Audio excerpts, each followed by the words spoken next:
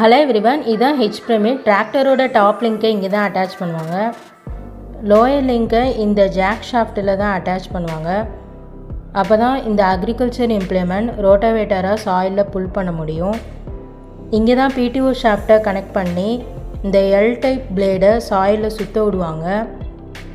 சாயிலில் சுற்ற விடும்போது தேவையில்லாத பிளான்ட்டை கட் பண்ணி சாயிலை நல்லா மிக்ஸ் பண்ணும். இதுதான் ரோட்டர் ஷாஃப்ட். இங்கே தான் இந்த எல் டைப் பிளேடை அட்டாச் பண்ணியிருப்பாங்க.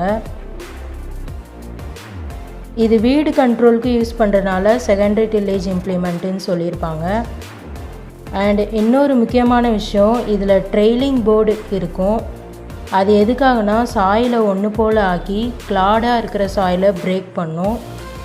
சீட் பெட் ப்ரிப்பரேஷனுக்கும் யூஸ் பண்ணிக்கலாம்.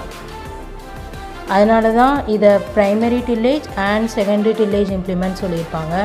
இதான் அந்த ட்ரெய்லிங்